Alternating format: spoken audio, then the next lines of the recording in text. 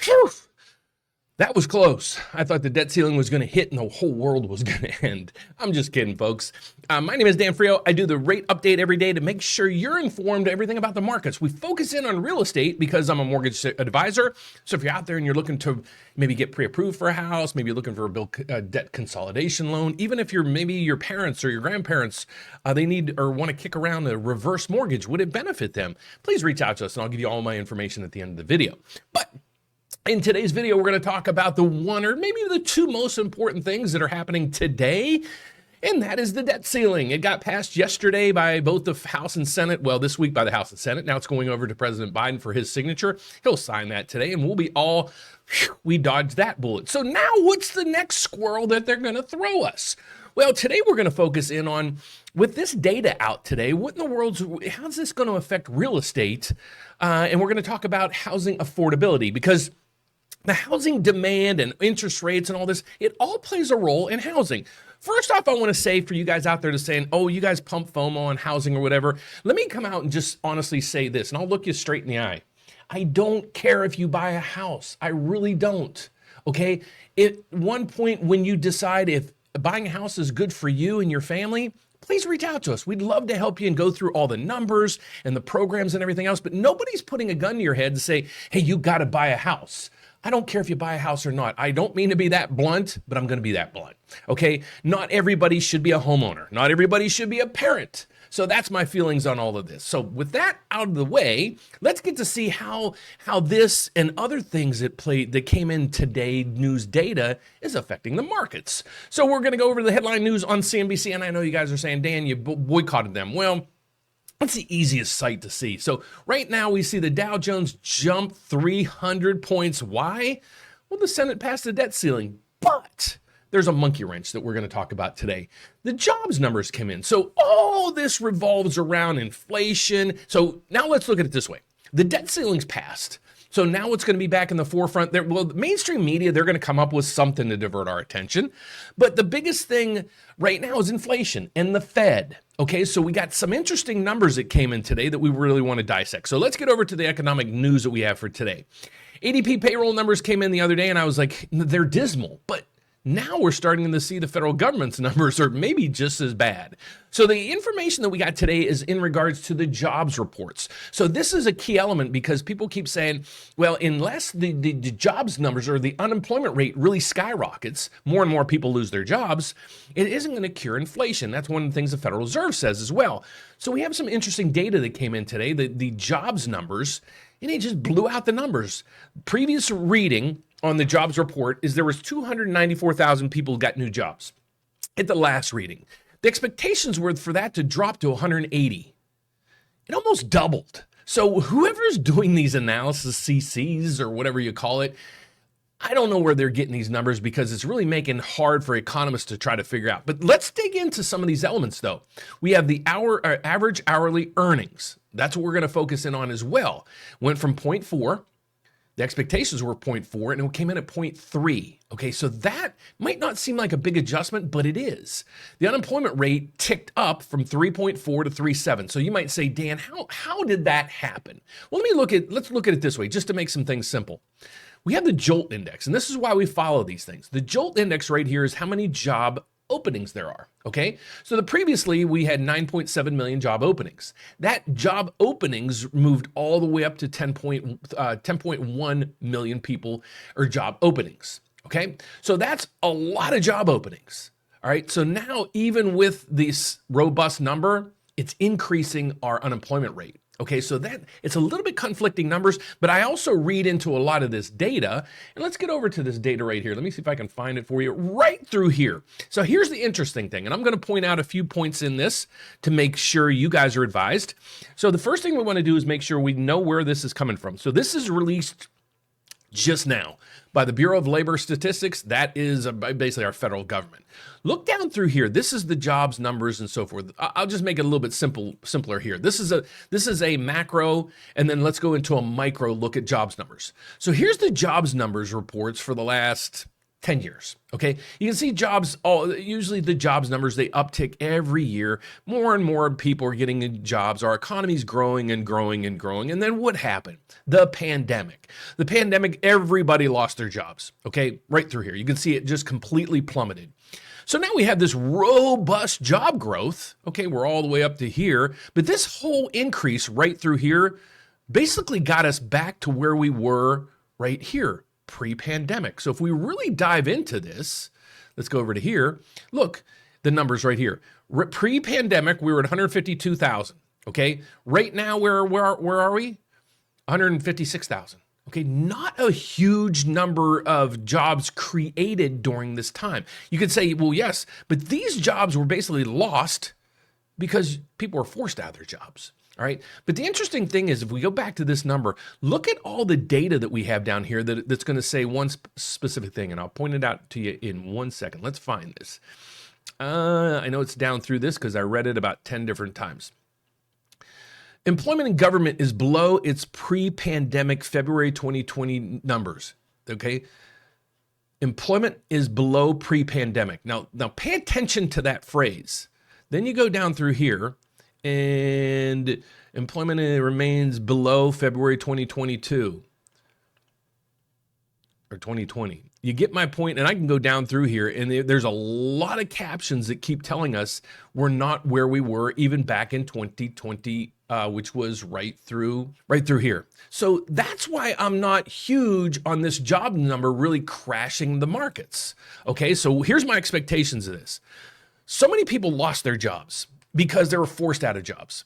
A lot of people got called back, people furloughed and things like that. So if you look over the last from 2020 to 2023, where we are right now, there hasn't been that much job growth if we bring us back to where we should have been. So again, people were forced out of work because of COVID, and then they returned, and a lot of people didn't go back to work. Okay, they were using excess revenues and excess assets, which I showed you on several videos. I showed you consumer discretionary income. Those charts are showing the highest spike in consumer disposable income ever in history happened in 2020 and 2021 during the pandemic.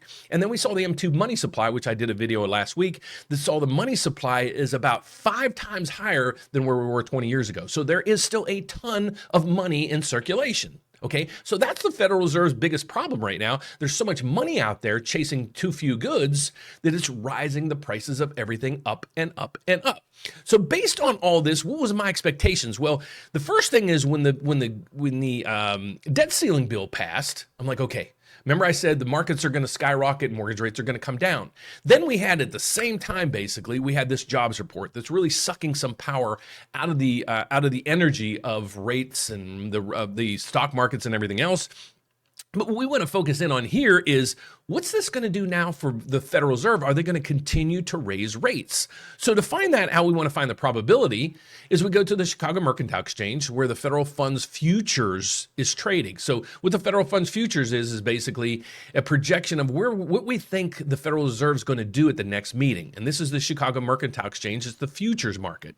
So what we do is we scroll down through here, and I want to see if there's been any changes since this report came out. So here's the expectations of where the federal funds rate should be. So right now we are at 5 and 5 1/4. We're right through this area, right through here in the federal funds rate. So what you're looking at is the federal funds rates futures. What do we expect the Federal Reserve to do at the June meeting?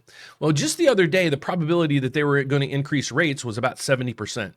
Now it's 24%. So right now the expectations are the Federal Reserve is going to kick the can in June. They're not going to do anything with rates. They're going to keep compiling the data all the way up through July, and then they're going to determine what they're going to do at that point. So right now, this just moved up to over a 50% probability that they're going to raise rates in the July meeting. They're going to skip the June meeting. So that's what all this data is telling us right through here. So let's get over to some other news that we have in the markets, and that is right here. Let's look at right now how this is all affecting the markets. And when I look at the markets, I look at this. And what you're seeing on your screen right now is the screen that I look at it on a daily basis. Why? Like I said at the beginning of the video, I'm a mortgage advisor. So my goal is to inform you guys of how much can you qualify for? What do I expect the economy to do? I don't know your particular area, what your housing market looks like. So to do that, if you're interested in buying a house, let's see how much we can get you pre-approved for, if we can even get you pre-approved, and then set you up. We have a free service that'll set you up with a realtor in your area. Why your area? Well, that's kind of a silly question because you want to buy in your area, but we need to know what your market looks like. Not all markets are the same, and that's what really basically drives me nuts about mainstream media is they blanket everything on the same platform. Housing is crashing. Well, not in Arkansas, not in West Virginia, not in Ohio. So you can't really pick and choose what's crashing, what's not, and so forth. So you need to make sure that you get qualified and then reach out to a realtor so we can help you in that area. So what you're seeing on your screen, though, is, hate to say it, but the MBS market isn't doing very well right now. And that's because, and you're seeing it right here, that's because of the jobs report. So you can see there's a huge spike right through here. If you really squeeze your nose into the screen, you can see there's a green spike right in here. What happened is, we were coming down, down, down. And when this comes down, what that means is the price of a mortgage-backed security is going down. So let me explain what you're seeing on your screen. A lot of people think you need to follow the 10-year treasury when you're trying to monitor mortgage rates. You don't.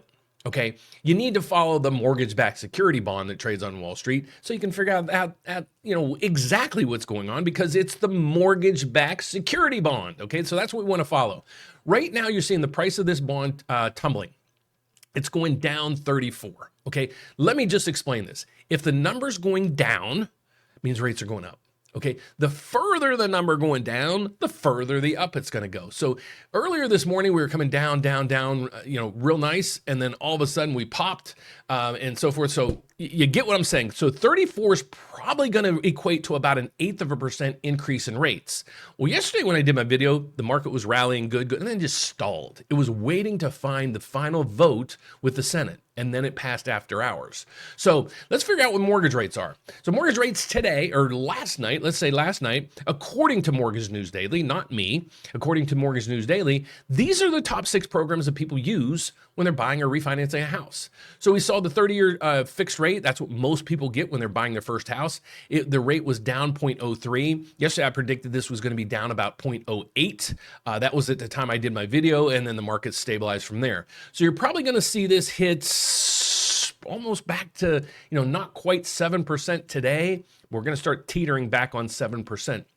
Let me explain this chart for you. So Mortgage News Daily, what they do on a daily basis is they survey mortgage lenders all over the place, all over the country. I'll reference that. And they said, if you had a borrower that was this situation, and pay attention to the situation because this might be you or it might not be you. They have a 740 credit score. They're putting 20% down. They're putting 20% down. I'll reiterate that.